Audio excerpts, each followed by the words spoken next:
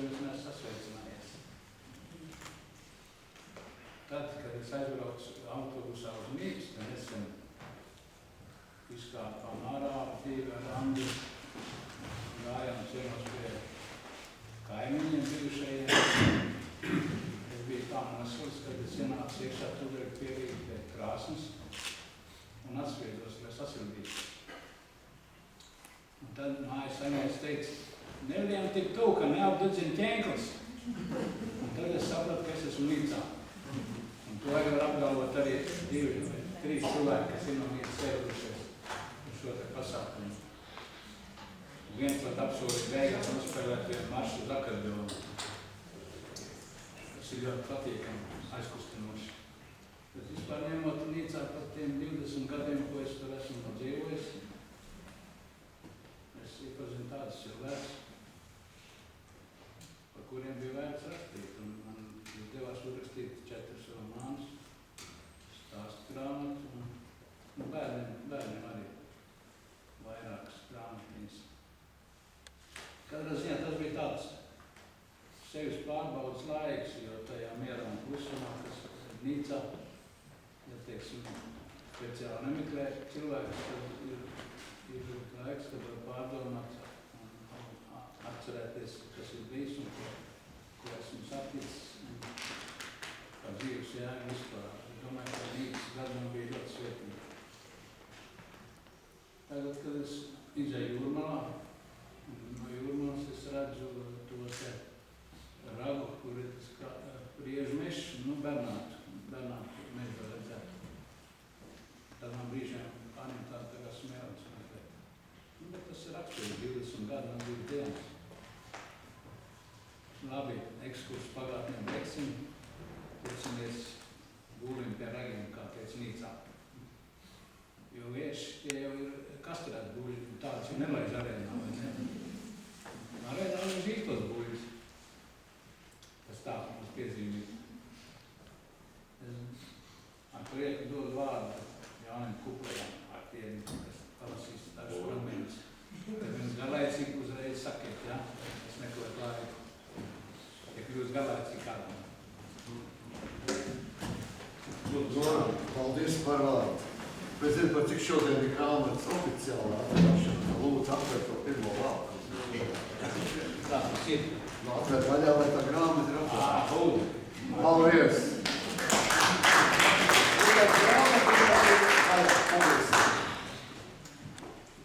Te es mēģināšu kaut ko lasīt, ko tad šoreiz atkal Ēriks ir sarakstījis. Mans diķirānis, ja? Riks, ja? Ziniet, kad es lasu Ērika grāmatas, ja? Tā ir tāda sajūta tie lauku ļaudis, ja? Man liekas, ka es viņus redzu, es viņus dzirdu.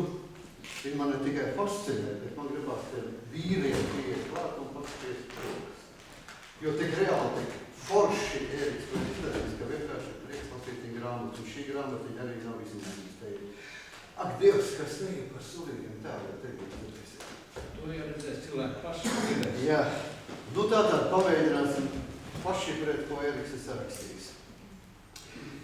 Abi vīri, veikuši pārsimtus metru, iegāja Bērzu pagalmā, kur pie dārza galda čurnēja Elmārs Važa, saukts Purva Bridējs.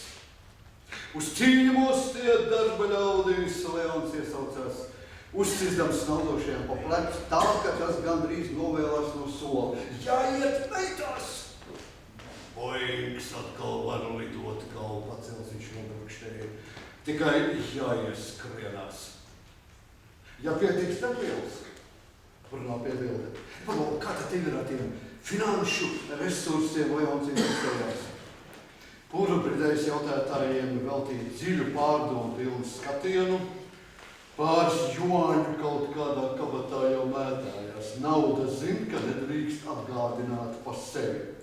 Cilvēkam pietiek ar zemi un debesīm. Un tad pēkšņi mainīja tematu. Mani ziemas kviši jau griezdamies un bieži virsū spiezdamies. Un brīdī veltīs atnācēja bezgalīgi cidomīgu skatienu, vīrietis parakņājās kabatās un izvilka smēķi pacina, kurā bija tikai viena pati salocīta cigarete. Šorīt braucu garām polderim, droši bojas, tā kā jūra. Aizkūpinājis cigaretiņš, turpināja.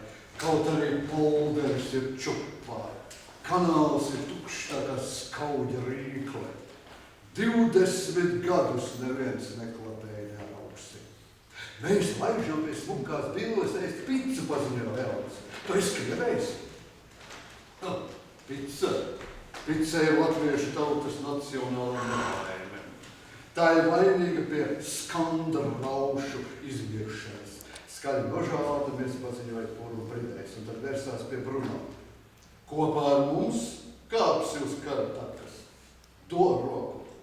Piešumieksim to zaļo pūķi, ka nograbēs viņu. Viņi atkal sarokojās, un Elmārs skarbajos lepstos iegūla vaipsts, kas vairāk atgādināja ļaunu smīnu.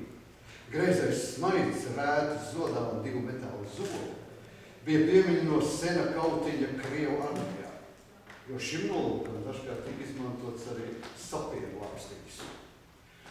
Vēl tev sūdīgi, viņš vēlējās noskaidrot. Viens jau vienmēr der, runā atbildēja.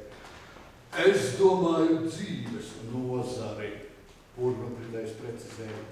Viens jau atmējotās arī Robinsons Krūzo. Tā laižam pēc kaut kā brūķējam, Leons jautāja. Viss te dzer kaut nav lūgu, un kā tā lai cilvēks nedzer? Visi 3 iekāpa netālu stāvošajā Elmāra automašīnā. Fasten your seatbelt, nokomandēja Purva Bridējs. Viņš kopš bērnības vēlējās būt lidotāks. Varot, kā lidmašīna paceļas ir kā klausīties primā šlāgera muzikā. Reiz pie glāzes Elmārs bija kļūst sentimentāls. Kad aeroplāns atraujas no zemes, sirds tirpst. Un viņš piecēlies no galda, rokas kā spārnas izplēc imitēja lidmašīnu, kurai vajag uzņemt augstu, un visi dzinēja rēca forsētā ritmā. Nebalvo, taču tā kā būlis aizrādīja Leons, paklārē, cik tālu es ticis ar savas lidmašīnas taisīšanas plāniem.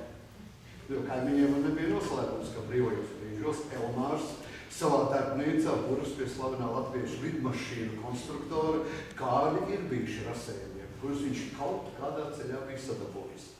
Atjaunojoties Latvijas neatkarībai, Elmārs īpašumu atguva tēva mājas un zemi, bet lidostā, kur visus gadus Elmārs Važurī strādājis, samazināja darbinieku štatu.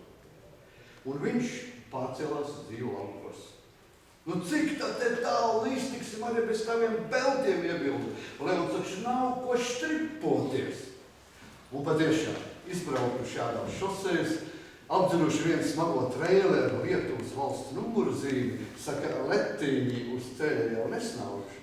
Viņi ar elegantu līkumu iegriezās degvielas uzpildes stacijās, strauji nobremzēja pie baltās apmalas stāvošās vienstāvu būvis, un Elmārs paziņoja: Lūdzu, neizkāpt, pirms dzinējs nav izslēgts. Tā gluši nost! Leons sauc. Man karters ir galīgi izkauts, ka vailga pēdējais moments viņš kaut ko ieliet. Un iegājuši preču pārpildītajā telpā, visi 3 rāmi nostājās viņu telefotis. Čalīna, Teksas roze, Leons pēkšņi kļuva daļrunīgs. Kad tu beigsi būt tik kārdinoša, Sibila, izteikta blondīne ar matiem lauku sviesta krāsā un zaļgarām acīm, nesamuls pēc divdomīgā komplimenta, un viņas pilnīgās lūpas pavērās smaidam. Kāpēc neatbildi džentlmeni? Leons jūtas pārsteigts. Es neesmu nekāda Teksasas roze, bet Latvijas zeltene, vietējais kolboļi. Viņa atbildēja zemā krūšu balsī, kas bija tikpat dziļa kā blūzītes izgriezums. Mani gandrīz te nomušīja, kamēr jūs saldi čučējāt ar savām sieviņām. Kas tev interesējāt par runāt? Bandīts maskā. Sibila turpinās, šonakt strādāja milītas vietā, viņai slims bērns. Un te jānēra tāds pajoliņš uz eķi galvām pievērš man pistoli te degli, lai dodot šim naudu. Domāju, ka es no bailēm apčurāšos, ieraugot štrūdu startu pistoli. Ja tev agrāk trenēja, pagasta gargabolnieks piekrita Bruno. Tūlīt es viņam saku, paķēras no šūplādes piparu gāzes balonu iepūšu taisni viņam acīs. Iekliecās tā kā aizkauts vepris. Mugdams ārā, uzskrēja virsū viņš statīvam, apgāza žurnālu, apgāza statīvu, žurnāli visi pa gaisu. Nu, bišķīt pietrūka, lai to fruktu noķertu, kamēr es tiku no šitā te stelinga laukā. Un Sibila ar plaukstu uzsit pa imitētā koka leķi.